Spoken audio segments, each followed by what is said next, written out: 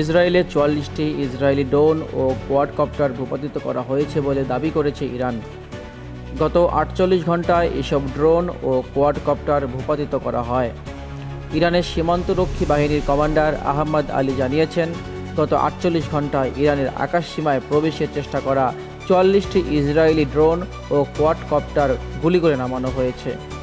ইরানের রাষ্ট্রীয় বার্তা সংস্থা IRN এর বরাত দিয়ে একথা জানিয়েছে আল জাজিরা। ইরানের হামলায় ইসরায়েলে মৃতের সংখ্যা বেড়ে ১৪। ইসরায়েলের হামলার পাল্টা জবাব দিয়ে যাচ্ছে ইরান। CNN জানিয়েছে, ইরান গত শুক্রবার থেকে ইসরায়েলের ওপর পাল্টা হামলা চালিয়ে যাচ্ছে। সেই হামলায় এখন পর্যন্ত ১৪ জন নিহত হয়েছে বলে আজ রোববার নিশ্চিত করেছে ইসরায়েল সরকার।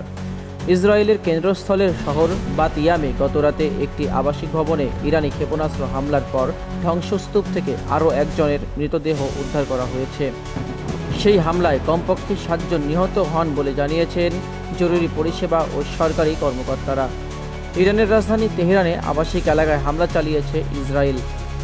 স্থানীয় সময় আজ রোববার বিকেলে তেহরানের জনবহুল আবাসিক এলাকা ও হাসপাতালের কাছে এ হামলার ঘটনা ঘটে। CNN জানিয়েছে, রোববার বিকেলে তেহরানের তাজরিশ ও কুদস স্কয়ার, শরিয়তি অ্যাভিনিউ ও ভালিয়াসর স্কয়ারে হামলা চালিয়েছে ইসরায়েল।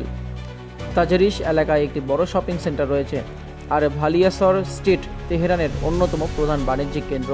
কুদস স্কয়ারে হামলা হয়েছে সোহাদা হাসপাতালের মাত্র ৫০ মিটার দূরে। এই হাসপাতাল উত্তর তেহরানের অন্যতম প্রধান চিকিৎসা কেন্দ্র।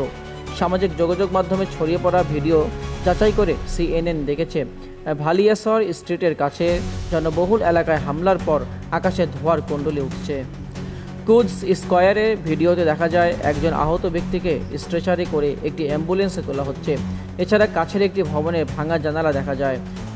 আরেকটি ভিডিওতে তেহরানের বিচার মন্ত্রণালয় ভবনের কাছে ধোঁয়ার দৃশ্য ধরা পড়েছে। উল্লেখ্য, ইসরায়েলি সেনাবাহিনী বলেছিল তারা ইরানের সামরিক ও পারমাণবিক স্থাপনা লক্ষ্য করে হামলা চালাচ্ছে, কিন্তু এই এলাকাগুলোতে এমন কোনো স্থাপনার অস্তিত্ব নেই। ইরানের রাষ্ট্রীয় সংবাদ সংস্থা IRN এর বরাত দিয়ে আল জাজিরা জানিয়েছে, তেহরানে একাধিক গাড়ি বোমার বিস্ফোরণ ঘটিয়েছে ইসরায়েল সম্পৃক্ত নাশকতাকারীরা। এর কিছুক্ষণ পর ইসরায়েলের দিকে লক্ষ্য করে অন্তত ৫০টি ব্যালিস্টিক ক্ষেপণাস্ত্র নিক্ষেপ করা হয়েছে। এদিকে বিবিসির খবরে বলা হয়েছে, আজ রোববার ইসরায়েলের হামলার পর তেহরানের উত্তরাঞ্চলে তাজরিশ স্কয়ার এলাকায় ব্যাপক ক্ষয়ক্ষতি হয়েছে। ভিডিও ফুটেজ দেখে বিবিসি তাজরিশ স্কয়ার এলাকায় ব্যাপক ক্ষয়ক্ষতির বিষয়ে নিশ্চিত হয়েছে। হামলার পর আরও কয়েকটি ভিডিও যাচাই করে দেখা যায়, হামলার পানির পাইপ ফেটে ও পয়ঃনিষ্কাশন ব্যবস্থা ক্ষতিগ্রস্ত হয়ে এলাকায় পানি জমে গেছে। তেহরানের আকাশে ধোঁয়ার ঘন কুণ্ডলীও দেখা গেছে।